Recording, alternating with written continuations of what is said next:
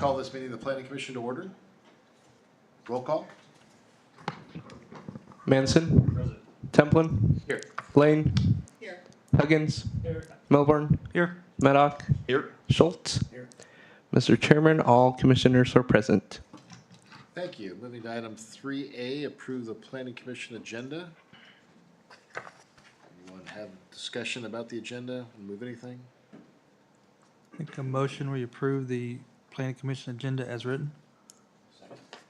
Moved and seconded. All in favor? Aye. Opposed, same sign. Agenda's approved. Item 3B, approve the minutes of the Planning Commission held December 19th, 2023. Any changes, corrections, modifications? Make a motion, we approve the minutes. Second? Moved and seconded. All in favor, say aye. Aye. Opposed, same sign. Minutes are approved. Item C, disclosure of conflicts of interest. Anyone have anything to talk about tonight? None. Okay.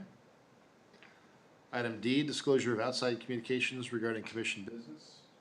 Anyone have discussions? I had some discussion with Eric Young about the sign issues, and so we had some talk about that, but I don't really have a dog in the fight, so I don't think it's a conflict. But just so you know. I had a brief conversation with Brian about the pool setbacks just before the meeting started. Okay. So, Anything else to disclose? Seeing none, then I move to item 4, call the public. Members of the public who wish to address the planning commission regarding items not on the agenda may do so at this time. Any presentation is for informational purposes only. No action will be taken. There's a 4-minute time limit. Anyone like to address the planning commission tonight? Anyone online that we should be offering this to, Mike? Well, we have 2 participants online. One appears to be a representative from Johnson County and the other from SFS Architecture. If either of you wish to contribute to the call to public, now's the time. Otherwise, we'll move on. No takers, Mr. Chairman. Very well. I'll close the call to the public and we'll move to item 5A, a public hearing to consider rezoning from RUR to M1 in Astra Development for the electrical substation. All right. Thank you, Mr. Chairman. What you have before you is a rezoning request for the Atlantic substation. Actually, the site plan will be coming at a later meeting. So tonight we are just looking at the land use issue itself. As you know, the City Council approved annexing 9,000 acres of property for the former ammunition plant, and it did include the Panasonic location, the Future Fire location, the water tower, Evergy Pacific substation, and also the Atlantic substation. You may recall when we went through the solar ordinance, we kind of identified a spot on the map where that location would be, and I did include the Astra Development Group's sort of vision for this area, which does include the location of this substation. So it isn't just solely for Panasonic, it is to serve the entire area and also be part of the solar project should that come to fruition. We do have representatives from Evergy in the audience tonight, and they do have a brief presentation that we will get to at your will, Mr. Chairman. So I will go through the rezoning request. It's kind of an interesting rezoning because there's no utilities in the area. There's not a very good road network, but this specific use will not need any of those things. It'll be very sparsely visited once it's built and complete. It doesn't need to have water or utilities or anything along those lines. So, but nonetheless, when the property was annexed, it does carry the county's RU Rural Agricultural designation into the city of DeSoto, and before development can occur, it does need to be rezoned to an appropriate category. And in this case, the applicant has requested M1 because it does it is an allowable use in the M1 district, which does include electrical substations. It does not include electrical generation, but it does include transmission and distribution. As you can see in the existing zoning, all the area still around it is RUR. About a year and a half ago, that's when after the annexation, the M1 to the north was changed from RUR to M1, and so this request is also for an M1 designation. You can see in the aerial photo on the next slide that there really isn't anything around this location. The nearest property owner that's not part of SRL is Johnson County Parks, and they're about 2,000 feet to the east of this location. So even though it's a fairly significant parcel that's being requested to be rezoned, there was only one notification letter that went out, and that was to SRL. I'll briefly run through the zoning compatibility factors. The character of the neighborhood really won't change at all. Proposed zoning uses within the area won't affect any nearby properties. It's all RUR. It's under remediation, and also there has some, in the past, has been some cattle grazing out there. I do believe those operations have ceased. However, the property has been vacant for many years since the plant closed down. And as I had mentioned, the required utilities really aren't any required utilities, or none needed to serve this site. Once again, it's a standalone project that is just transformers and equipment to help distribute electricity that's coming up from the south. Environmental impacts, I don't see any kind of issues with that. The area will be graded. And we have seen some preliminary site plans. We've had a couple meetings with Evergy about landscaping and where the best place to do some the site itself is very remote, and there's vegetation around it, so we are talking about using that as some of the buffers in lieu of requiring additional landscaping, things like that. The area to the north might need some additional plantings along those lines, but once again, that is for the site plan issue itself. As I had mentioned, there are no residential properties within 1,000 feet, and the nearest property that's not part of SRL is Johnson County Parks, which is about 2,000 feet from this location.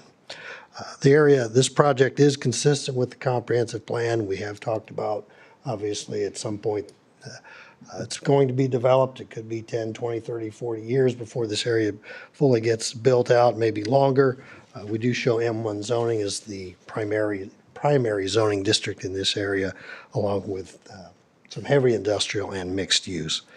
So therefore, the recommendation of professional staff is to recommend to the City Council to approve this rezoning request.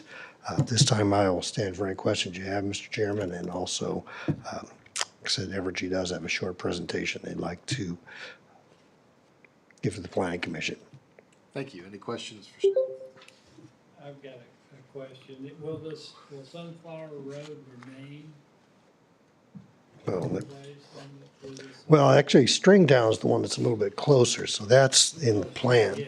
Yes, it is the plan, and once again, it's long-term, but Stringtown is ultimately supposed to head south and tie in somewhere to the southern edge of the Sunflower property, which is 143rd Street. And Public right-of-way at this time? Or? I don't believe there's been any dedicated public right-of-ways south of what's been It's called platted. Stringtown Road on some of the maps, but it's not a public road. It was an internal road, internal circulation for their army plant for 80 years. Happens to line up with Stringtown, so sometimes it gets shown like that on maps, but there's not a public road there. So will access be dedicated by easement? Is that how they'll get access Yeah, back there? yeah, that's right. And I think Evergy could probably address that. Okay. You know, the site itself will be an easement itself, so Evergy won't own the underlying land. And I'm sure that there are provisions for access easements, whether on existing old roads or new roads in the future. Probably address that if you want to talk about that. Brett, I have a question. One of the allowable operations and M1 is mining operations. And in looking at this Astor map that they proposed, the battery storage is right next to where our water district is. And I'm just wondering about allowing mining operations so close to battery storage operation and our water. So I'm a little concerned about that. Yeah, and you're right, that ultimately with the rezoning, you're approving all those potential uses in this area.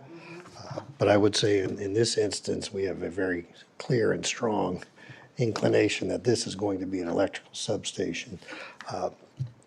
So I suppose when we talk about those issues, as other properties come in for rezonings, I think that would be more appropriate to talk about the mining. But the mining issue itself is a special use permit under our current code.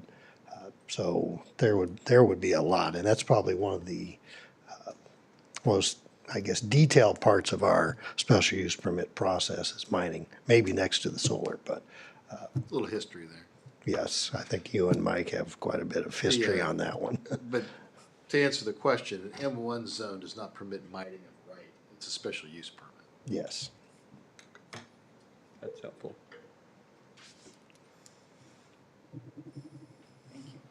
Any other questions? Would the commission like to hear from the applicant? Yep. Okay.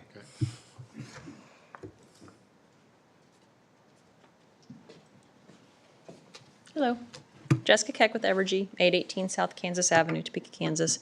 And it's a really short presentation, basically just to give you a chance to ask me questions at the end. I'll go over a little bit of our company and then kind of how we selected the site and then open it up for questions. So as a regulated utility, we have the obligation to serve about 1.6 million customers. And then every project that we do, we study thoroughly to make sure that it meets the requirements and it also delivers electricity that's affordable and sustainable and reliable. Next slide.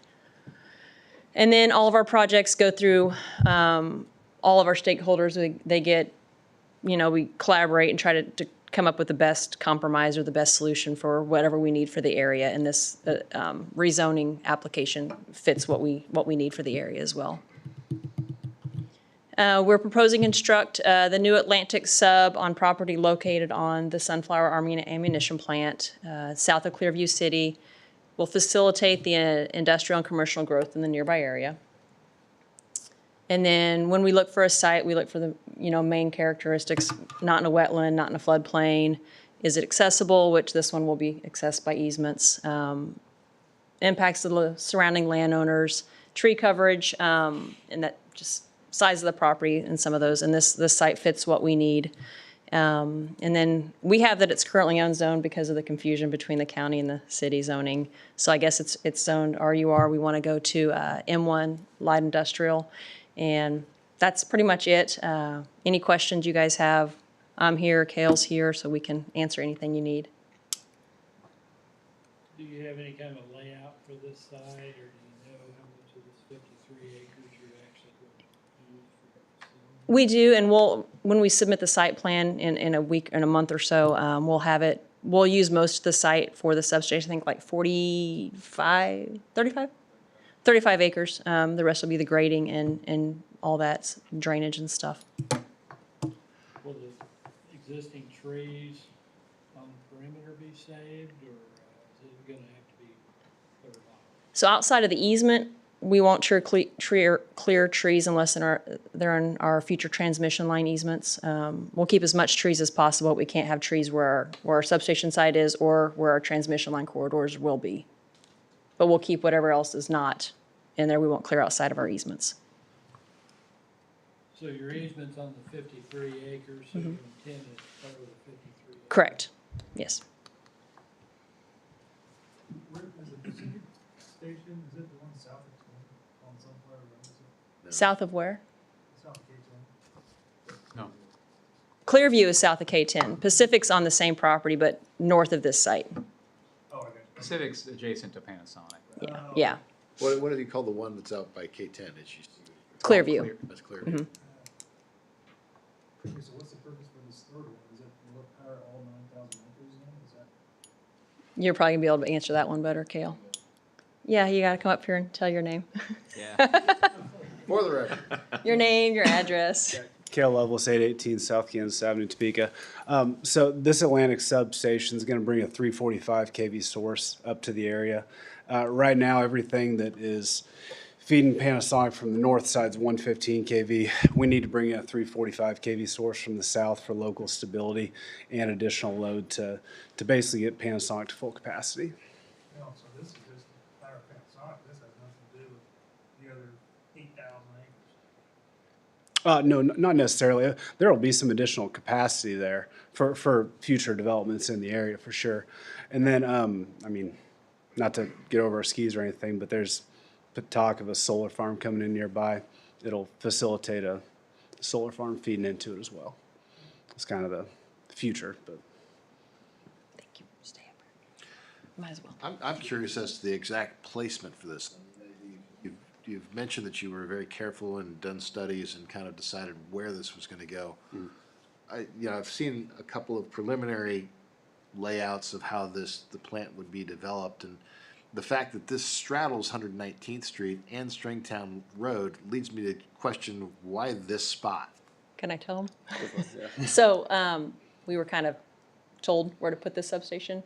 We picked the best spot that Yeah. would work for everybody. We worked with Mike Yes. extensively on actually Yeah. picking a location. Initially, we had talked about having it far south, but that would have doubled the lengths of our 115 kV lines, probably added about $30 or $40 million to the project. So we moved up north and tried to find a nice spot up Yeah. in this general area. And this also kept us at the southern edge of, or the northern edge of where the solar option is. Yeah, and with right? the possibility of development, we have to pick the spot. Right. Yeah. Couldn't get it that far Yeah. south because of other.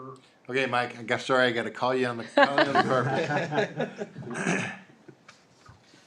Mike Osborne, Call Valley Engineering. We represent SRL 14700 West 114th Terrace. They had indicated that, and we pushed them kind of to the eastern side of the site because we have a parkland strip that's going to go around the eastern perimeter, and so that kind of acts as a natural buffer with this in there. When we looked at the north-south, we needed to get it north of the solar field area, which is around the 119th Street. We tried to push the whole thing south of 119th, but when they looked at the area, there were some environmental concerns, some wetlands and other issues that didn't allow it to go fully south of 119th. So I know it looks odd straddling 119th, but if you think of the regional transportation, Stringtown will come down to the north, 119th will come in from the west, and then we have a diagonal road connecting the two. 119th cannot go to the east of the facility anyway because it runs right through the middle of Kill Creek Lake. So effectively, your eastern connector will be 115th Street, which we've got in our master plan. So 115th would come into Stringtown, go south, go on the northwest edge of the substation, connect to 119th, and then continue on to the west. So it kind of shoehorns itself in, but where we are doesn't impact the regional transportation concerns. Yeah, it's very well depicted in the graphic up there. You can see where 115th ties into these. I forgot about 115th. And that's where I was going. They said it more eloquently than I did. Not But to interrupt there, yeah. but hopefully it Yeah, helped give a little guidance on how we ended up. yeah, with what's planned for the site and then the environmental concerns, it's the site that works the best for everybody that's concerned. Yeah. Yeah. Thank you. Yeah. Any other questions for the applicant? Okay, well, I believe this is a public hearing.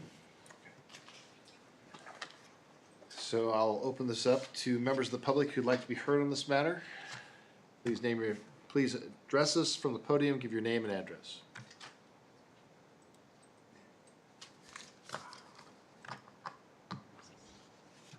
Seeing no one leap from their seats. Anyone online, Mike, we need to, Nobody online. okay? I have closed the public hearing and the matters before the commission.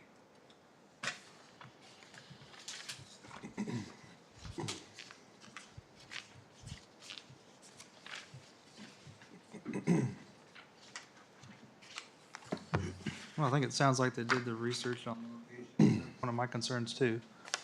So I think they did take all that stuff into account, with all the environmental factors and the future road layouts, so, I think location seems fine, and as long as they're handling access with easements and all that's hopefully been worked out.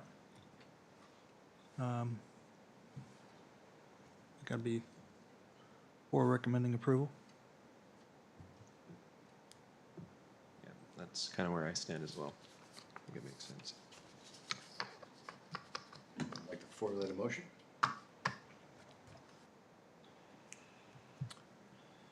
Make a motion, we recommend approval of the 53 acres from RUR to M1.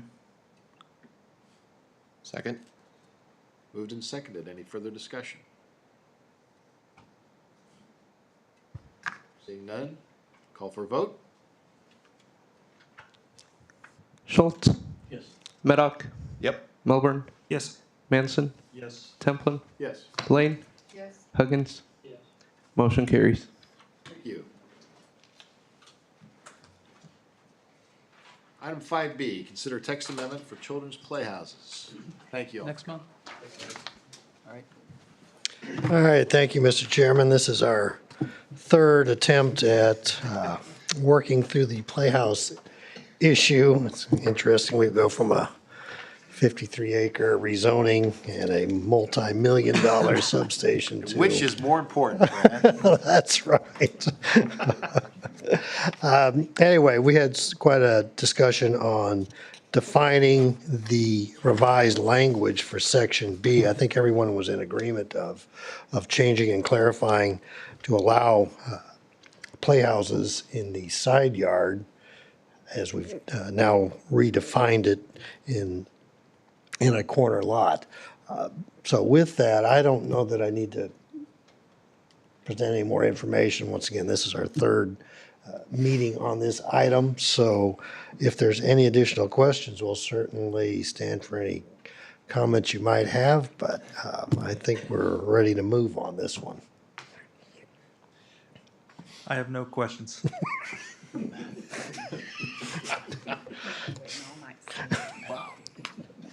think it's eloquently put. Primary front yard works. No further questions for staff? Any discussion? This is a matter for a public hearing. Any members of the public who'd like to be heard on this proposed text amendment, please approach the podium, give us your name and address.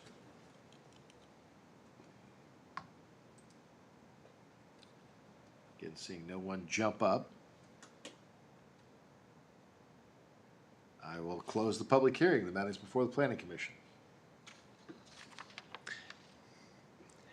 I think we've done a really nice job of defining how this works, so I don't have any discussion.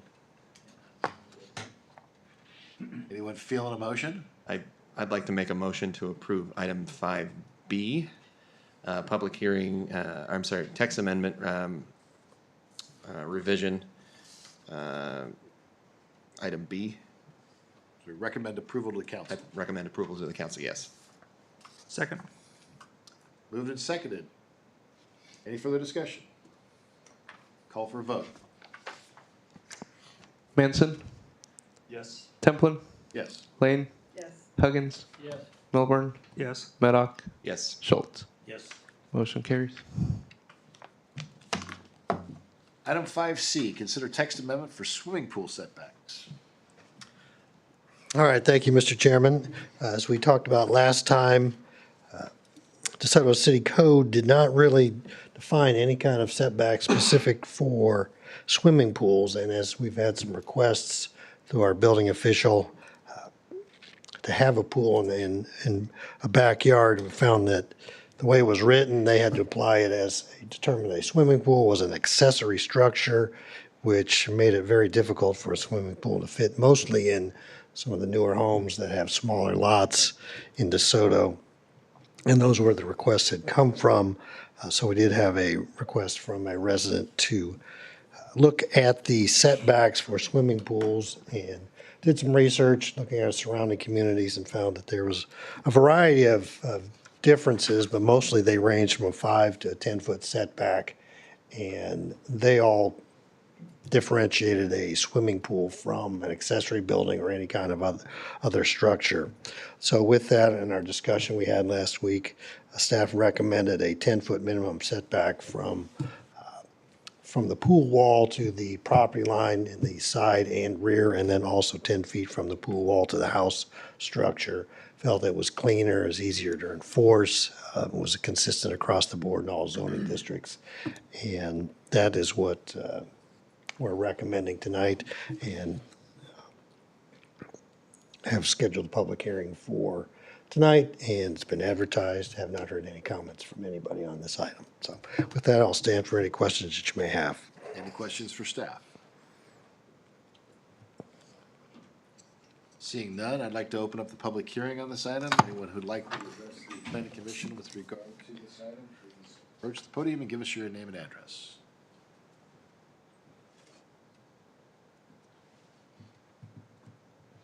Seeing none, still no one online, I assume. Correct. I will close the public hearing. Matters before the planning commission.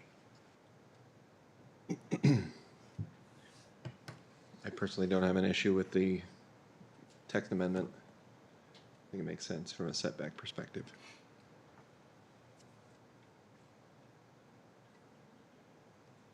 Any further discussion? You want to make a motion? I guess I have one question for staff. Sorry. So this is item D of the requirements for the pool. I assume the other items, the other requirements address front yard and things like that. You can't put a pool in the front yard. That is correct. Thank you. Yeah, I guess the point is, there's no accessory structures that we allow in the front. That is correct, Mr. Chairman. Okay. Anyone like to make a motion? I'll make a motion that we recommend approval of adopting the proposed language in item 5C and forward to the city council for approval. Second? Moved and seconded. Any further discussion? Call for roll call. Schultz, Yes. Maddock, Yes. Milburn, Yes. Manson, Yes. Templin, Yes. Lane, Yes. Huggins. Yes. Motion carries. Thank you. Item 6A, consider revisions to elevations on 4 buildings at the residences at Lexington. All right, thank you, Mr. Chairman.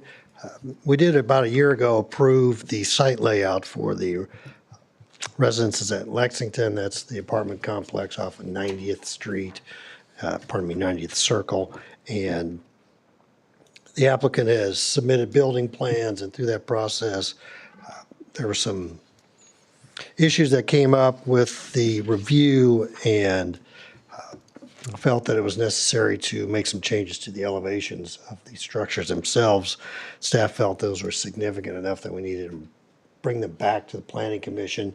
We did meet with the applicant a couple times and went through these proposed changes and feel pretty good that, well, they do meet our requirements, but we do feel good about the outcome and the process that we worked through these with the applicant. Dustin Baker's here tonight, and also Lance Adams, the architect, is here to answer any specific questions you might have.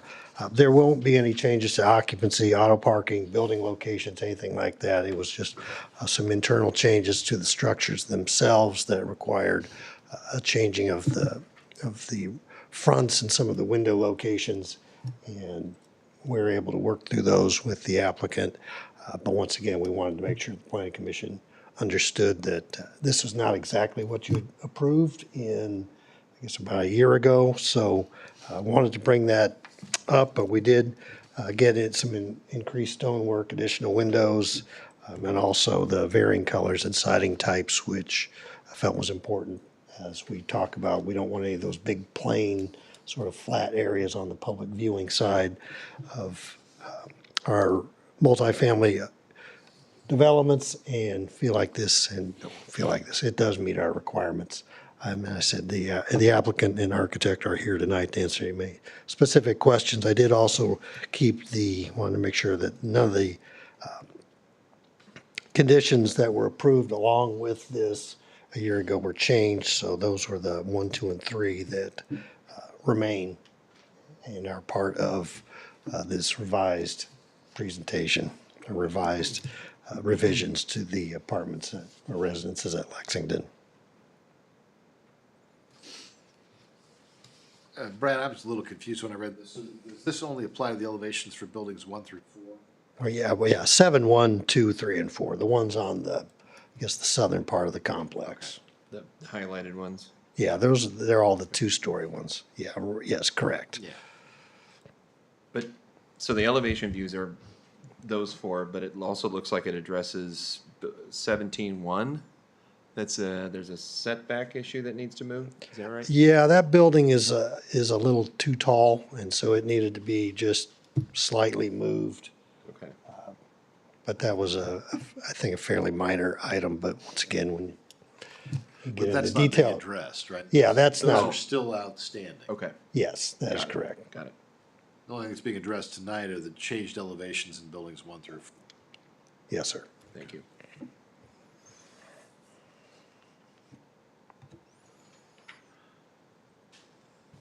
Does everyone have a clear recollection of what it looked like before? So what is the actual changes in the elevation?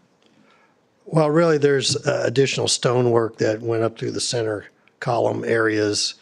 We also included more stone on the base around the exterior, and I guess, there are more windows also. Additional windows were put on the front.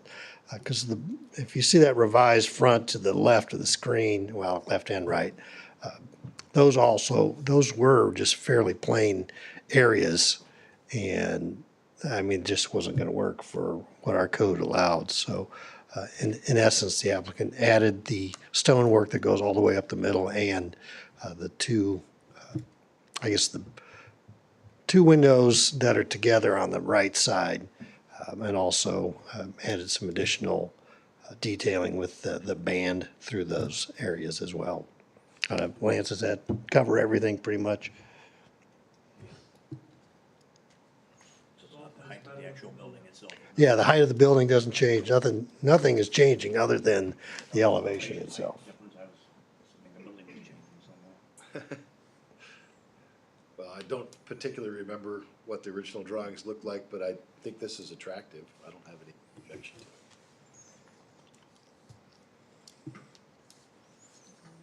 Any other discussion?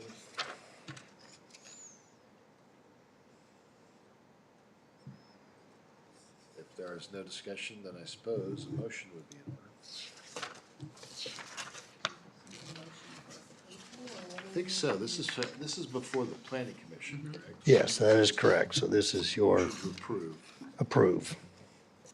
I'll make a motion that we approve the revisions to the 4 buildings.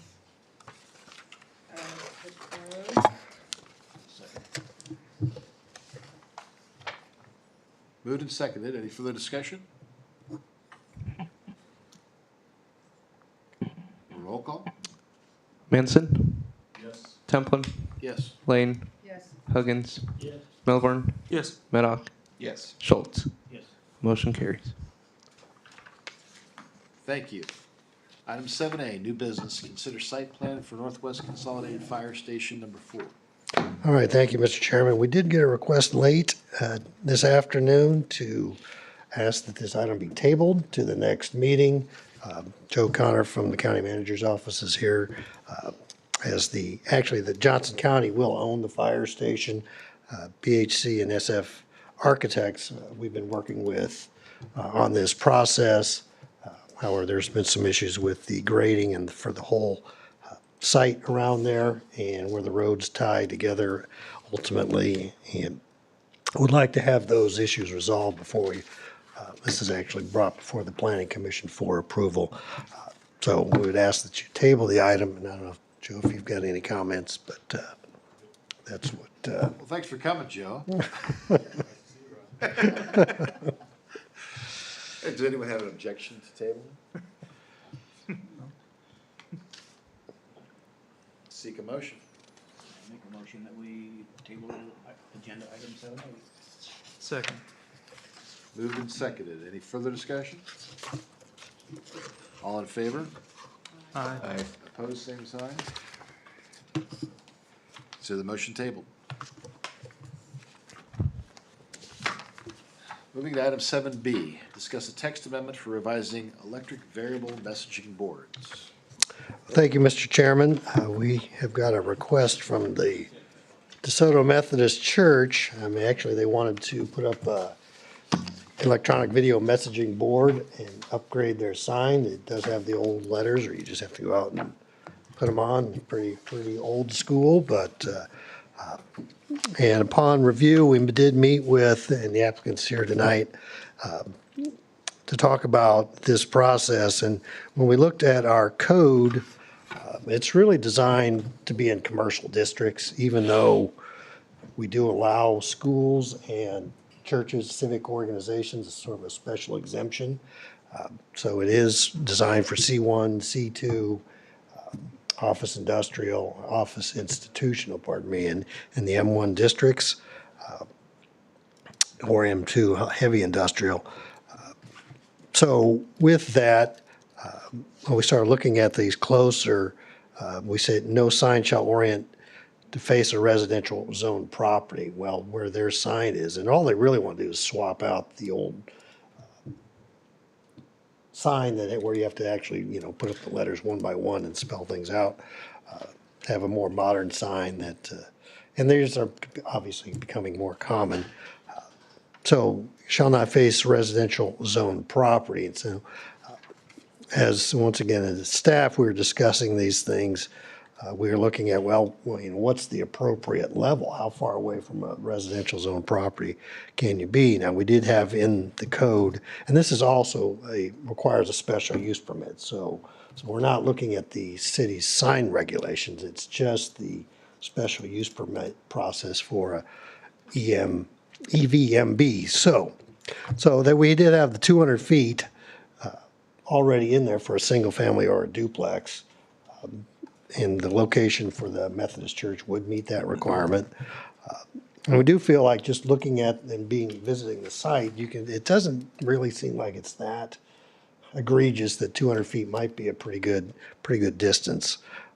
So it seemed pretty restrictive to require that it's not even visible from a residential area, which could be, 500, 1,000 feet even.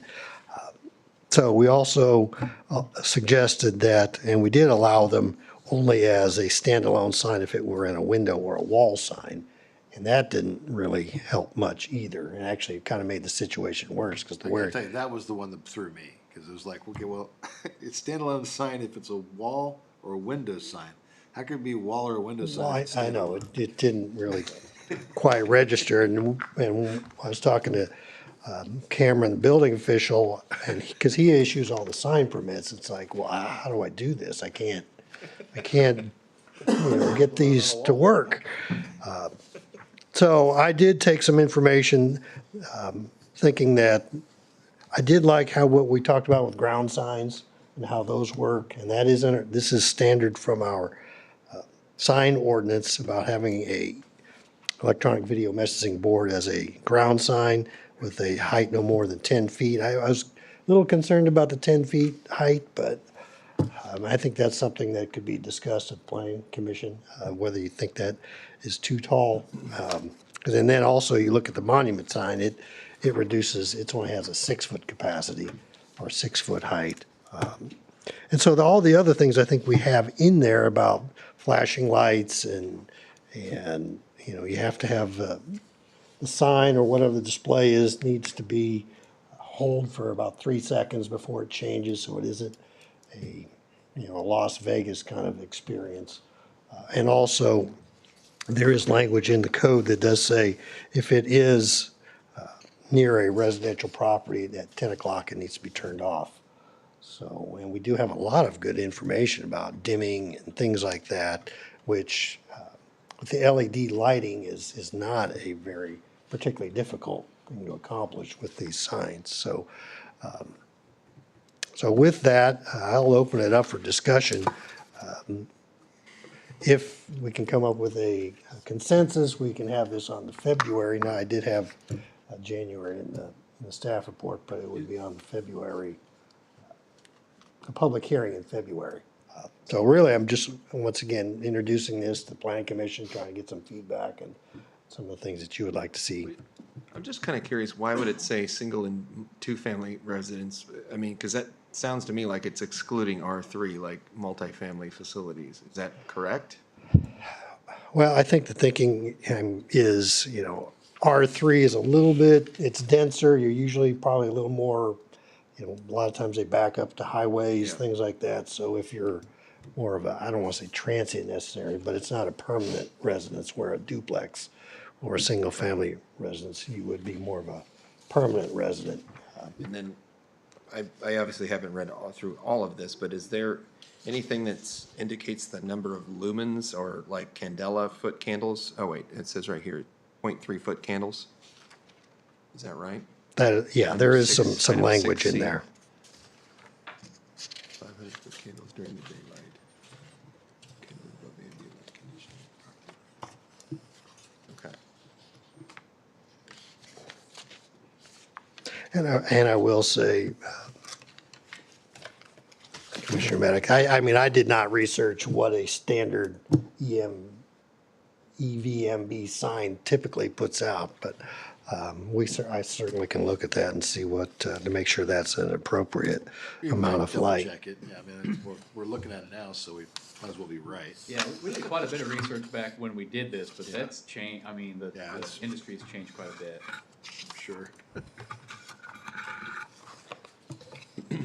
Because obviously, the number of foot candles and candela is gonna sort of dictate how far that light's gonna transmit at a certain, like, there's gonna be a radiation. And so if 200 feet is, that makes sense, but if, we should probably line the two up before we say, yeah, that's the appropriate distance.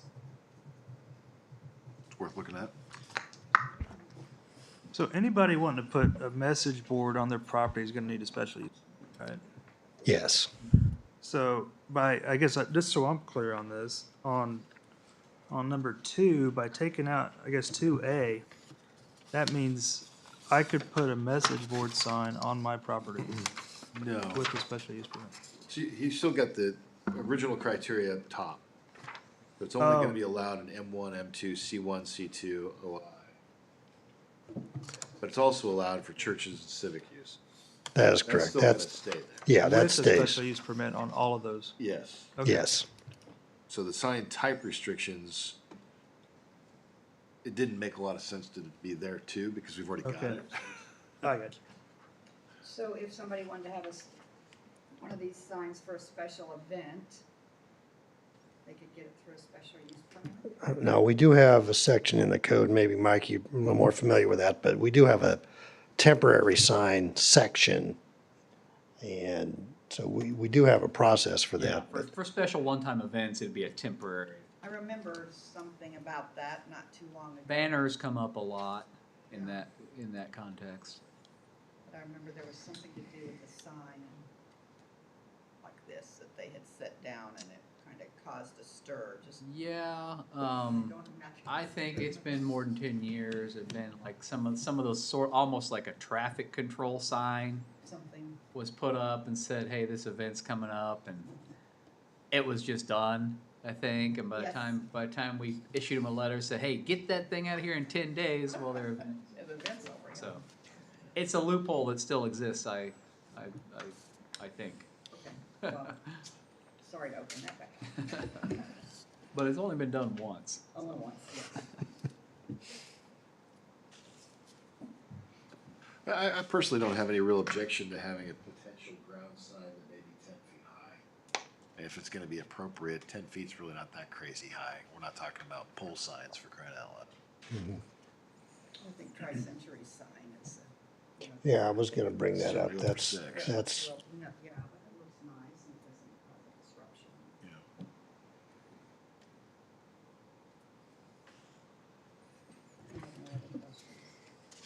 Especially if we check out the lumens, because with the LED lighting and everything, that's all changed. okay, yeah, we'll look into that.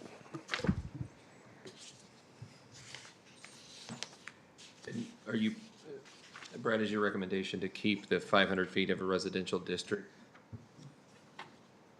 Yes, I just Section highlighted that 7. just to point it out, Okay. is it, if it's within 500 feet of residential district, even though it might be beyond the 200, it would So be. we're saying that it can be from 2 to 500 feet, it's basically gonna be it's gonna be required to be shut off, from 10 to 6, is how that Yes. reads? Okay.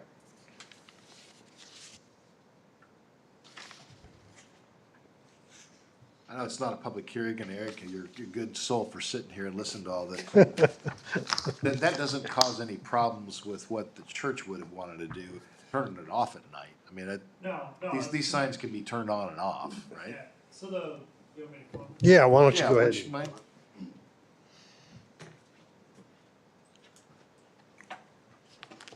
Eric Young, 28386 West 88th Street, DeSoto. So the way the signs are set up now, the LED signs, there's a program. I mean, just as easy as can be, you go in and you say, I want it to run from 6 in the morning to 10 at night and shut off. It's got automatic dimmers on it. So like all the things in the code, I actually sent our whole code to the people who we're looking at having the sign be purchased from. And I said, any problems with any of this? He goes, nope, we meet all of it.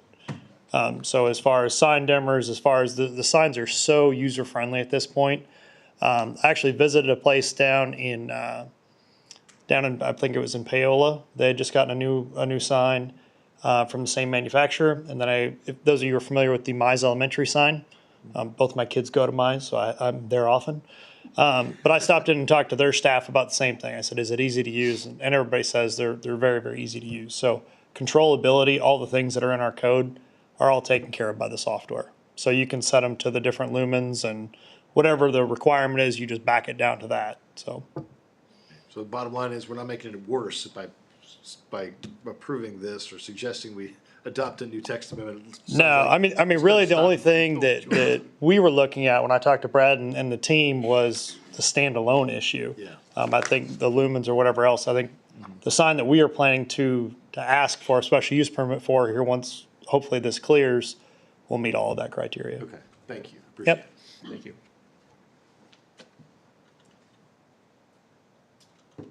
So you're asking for direction from the planning commission as to whether we would like to see this back as a text amendment?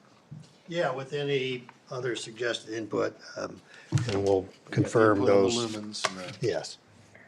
anything else? I think that's good. Check on the lumens that he asked for. Yeah. Any other suggestions or anything else for staff on that? My only question was around R3, but if you guys are in alignment with what staff recommends, that's fine with me. I'm good with that personally. I mean, I think there's many applications you can think of where R3 is appropriate that's very close to a commercial development. Yep. So I don't think I would put that special requirement for R3. That's me. Yeah, I don't disagree. Okay. Well, if there's no further discussion on that, then I think that concludes our agenda. All right. Anything else to talk about? Calendar, we got February 1st, city council meeting, the 15th city council meeting, and the 27th is a planning commission meeting, which I might note is a home basketball game for the University of Kansas. Anybody else is interested? Yes, what day is it? Who are they playing? Oh, man. Yeah, it's not Houston, is it? It might be. Who planned this? No, it's BYU. Oh. Oh, well, Yeah. I guess we'll be at the planning commission.